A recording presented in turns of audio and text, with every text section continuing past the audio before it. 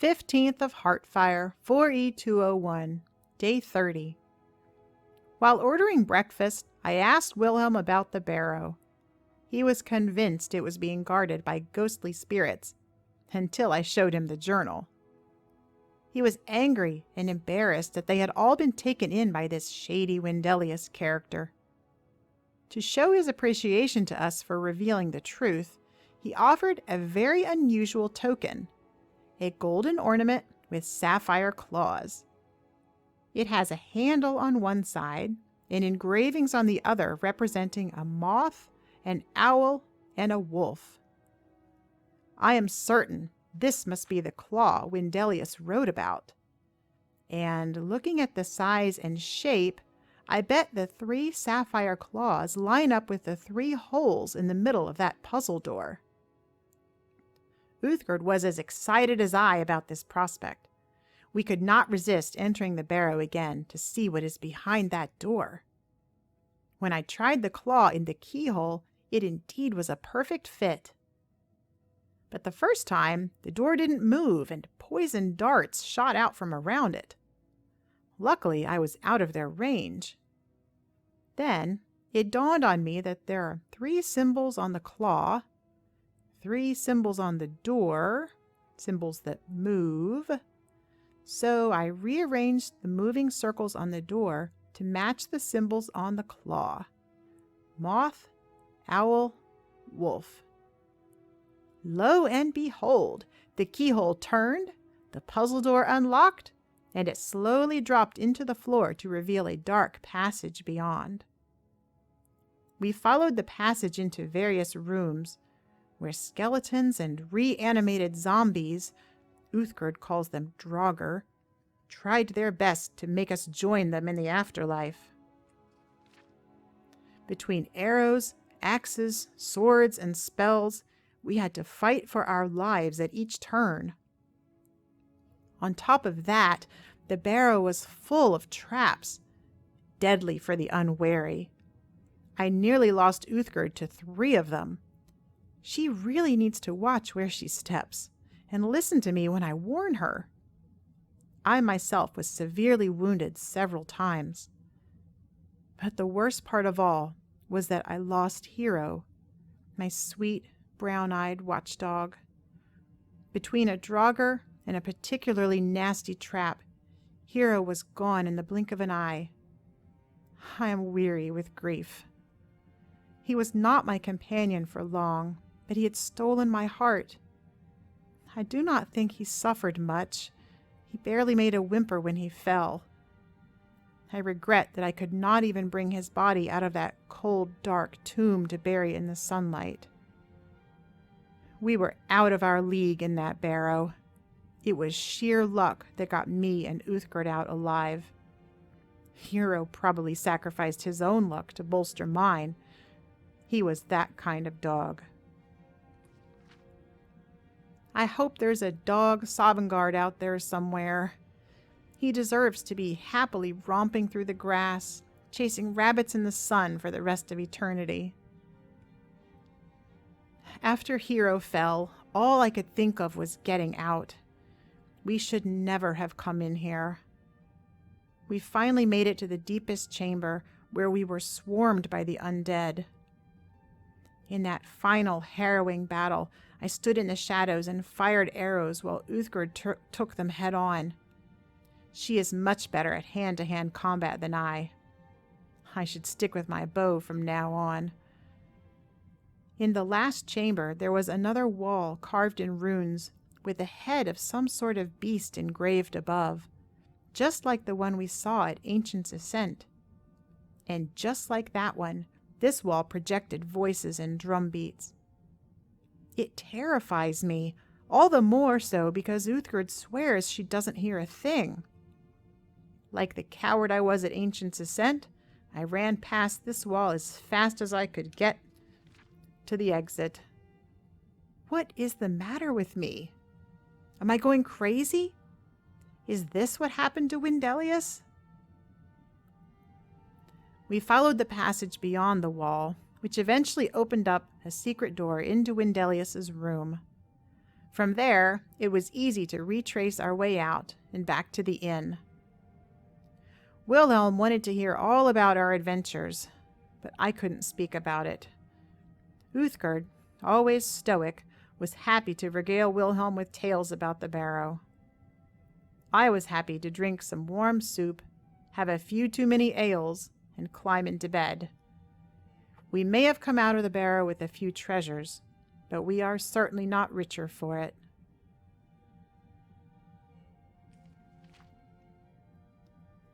"16th of Heartfire, 4E201, Day 31. We left Iverstead and headed back towards the alchemist's shack to scout that area. There was a very faint trail leading up the mountain, but the trail was incomplete, and my horse had to climb across the rock face to reach the top. Thank goodness these Skyrim horses are so hardy and sure-footed. Once we reached the top, it became obvious why the ruins are not a popular sight. Arkwind Point, as it is called, was full of skeletons and guarded by a vicious Draugr overlord. He was so powerful that we did not have a hope of defeating him. He knocked Uthgerd to the ground in a single hit. I stayed out of range and pelted him with arrows, but he didn't slow at all. To make matters worse, it was bitterly cold in those snowy ruins atop the mountain. Admitting defeat, we hurried back down the mountain to the shack. I was able to get a glimpse of the other side of the ruins, and they look fascinating. Small structures of different shapes and sizes, along a meandering path with wide steps leading up and down the slopes. There appeared to be a trail leading away from the ruins in the other direction, but I don't think we can safely make it across to explore that way. Perhaps we can come at it from the other side of the mountain. It started snowing and the wind picked up by the time we reached the shack. We decided to camp for the night and continue scouting tomorrow. 17th of Heartfire, 4E201, Day 32, 1 month since Helgen. Today we followed another faint trail up the mountain, again forging our own path when the trail disappeared.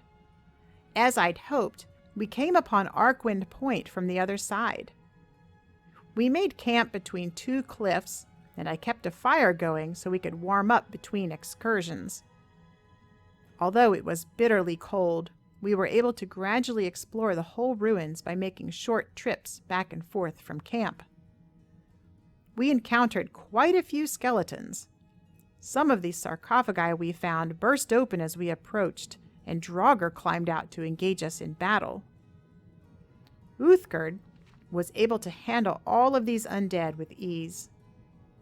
We did not find much in the way of treasure, just a chest beside a frozen body in a small bunker. Peering to the far side of the ruins, I could see the Draugr overlord we awoke yesterday patrolling the area. We did not dare to venture any closer in that direction. Instead, we explored the central part of the ruins. There we found an altar surrounded by large archways and another of the strange rune walls. As we stepped up to the dais under the arches, a sarcophagus on the altar burst open. Uthgerd quickly dispatched the Draugr that emerged, and then we both stepped towards the wall. I only went about halfway up the steps. I continue to hear the chanting and the drum beats, while Uthgerd still hears nothing. With our exploration complete, we returned to our camp for the night.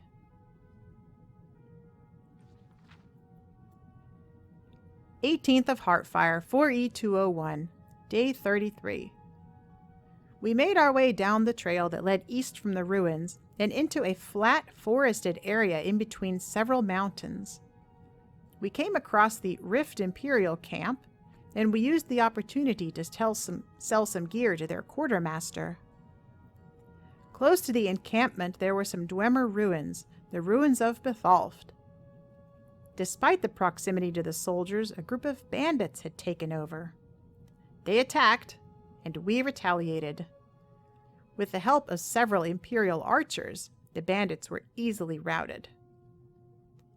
After the battle, I realized that killing the thugs did not seem to bother me much. While it is a disturbing notion to brush death aside so easily, it does make the fighting and subsequent recovery easier. Now that I think on it, killing the skeletons and Draugr in Arkwind Point did not faze me at all. I guess I'm becoming hardened by this unforgiving land. In the center of the valley, there was a perfectly round mound of dirt, surrounded by 3 rows of perfectly laid stones, fitted tightly together and sunken into the ground at various heights, almost like steps. There was no indication of what it was, and Uthgerd has never seen anything like it before. I do recall seeing a similar mound just south of Helgen, which I marked on the map just in case it's important. I marked this one on the map as well. Looking around the valley, we spotted several stone towers at the base of the mountains. The first one we scouted was Autumn Watch. As expected, it was inhabited by bandits. We dispatched them and looted some supplies and minor treasure. At the top of the tower was yet another of the strange rune walls. This seemed a very odd location, particularly since the tower itself appears to be from a more recent era. Were these towers built upon the ruins of a more ancient structure? Despite the terror that these walls inspire within me, I decided to investigate this one further. As I moved closer, the chanting grew louder and was joined by a whooshing sound, like wind racing down a ravine. My vision began to narrow and blacken, and in the darkness I could clearly see one section of the runes glowing in a bluish light. Wisps of light swirled around the glowing runes. The wisps began to swirl towards me, which is when I turned and fled as fast as I could back down the tower. Again, I ask, what are these walls, and why do they affect me so? Uthgerd heard nothing and saw nothing. She even walked right up to the wall and put her hand on it. She felt only stone, cold and smooth, and nothing happened. No darkness, no lights, no wind.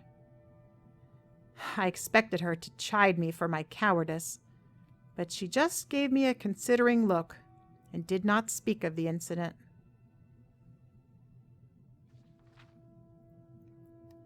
Upon the hill opposite the tower, we spotted a cabin and decided to investigate.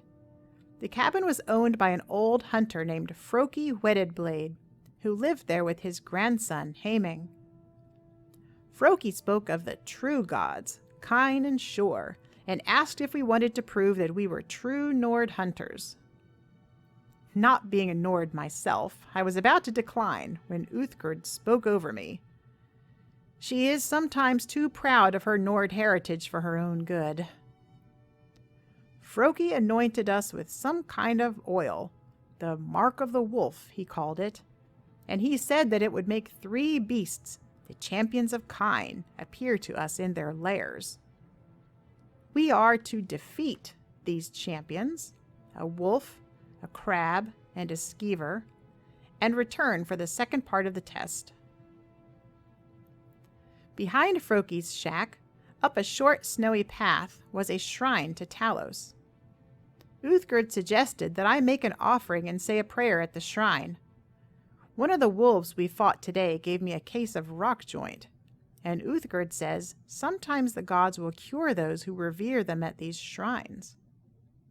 Sure enough, after making an offering and a prayer, I felt stronger. I believe it may have actually worked. There was a trail between Autumn Watch Tower and Froki's shack that led up the mountain and back into Arkwind Point. Those ruins are extensive. It must represent an area that was of great importance to the ancient Nords. I cannot see any obvious reason why, but perhaps there are some historians in Skyrim who know. I will keep my eyes and ears open for more information. We finally found a horse for Uthgerd.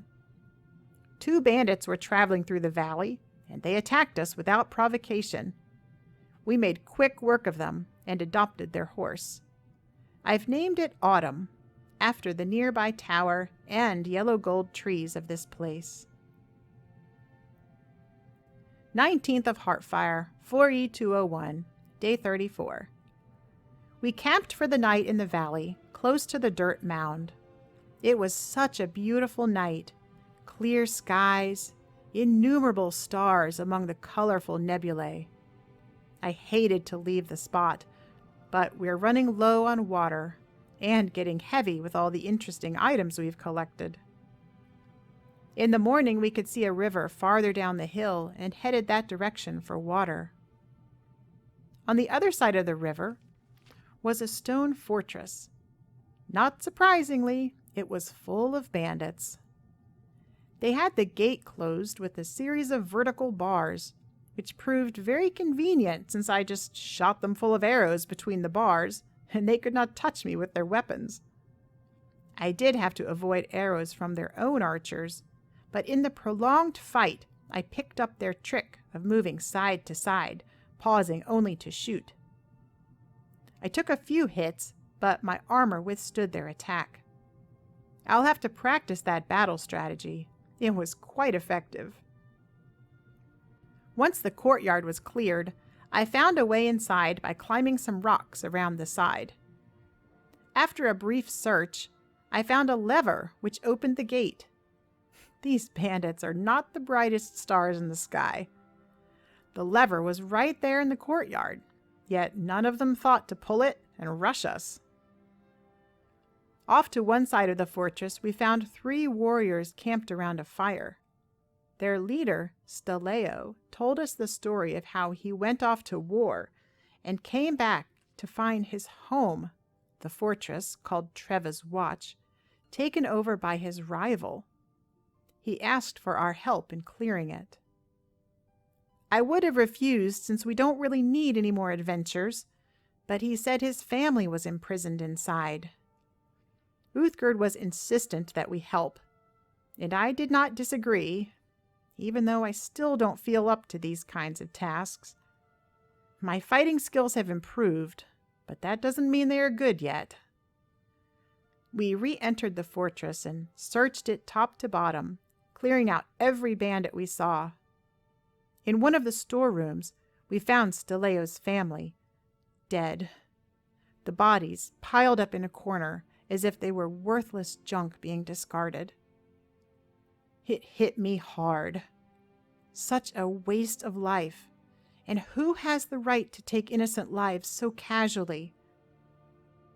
My sadness gave way to rage, and with a roar of fury, I chased down the last of the bandits.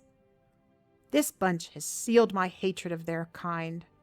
I will hunt them down, all across Skyrim, like the milk-drinking skeevers they are.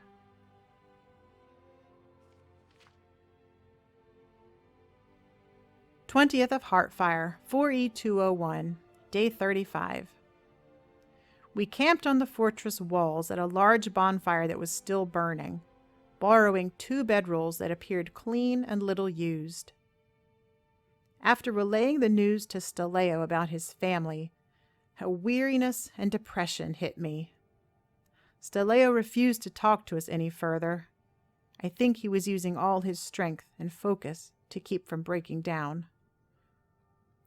After a good night's sleep and breakfast, I am feeling better. But first the loss of Hero, then almost losing my own life, the pointless deaths of Staleo's family, all of the violence that we've encountered, deaths of innocent people to cold, sickness, hunger, these are weighing heavily on my mind. I had not realized what a sheltered life I lived in Cyrodiil. I was never faced with horrors like these. I had heard stories, to be sure, who hasn't? But they were always just stories, exaggerated tales of bad things that happened to other people, somewhere far away. Now that I've experienced death up close, witnessed so much violence, and struggled to survive the land itself, I find myself questioning my simple existence. What is the point of all the struggle? It makes the task that drew me to Skyrim in the first place seem trivial indeed. Uthgerd is commenting on my melancholy mood. In her view, the purpose of life is to live heroically and earn one's way into Sovngarde. I cannot share her Nordic convictions, but neither can I sit here musing and pouting all day. My human needs drive me onward, whether my mind is in agreement or not. We must continue moving, finding shelter, food, and water. We are packing up now to get back on the road to somewhere. Later that evening, we scouted all of the area south and southeast of Ivarstead, keeping south of the river. We found Geirmund's Hall, an odd name for a cave on an island in the river. I picked several of those strange humming plants, Nirnroot, if I remember what Arcadia called them. I harvested wildflowers, collected other alchemy ingredients, and worked myself to a sweat mining ore. The sunshine and activity lifted my spirits.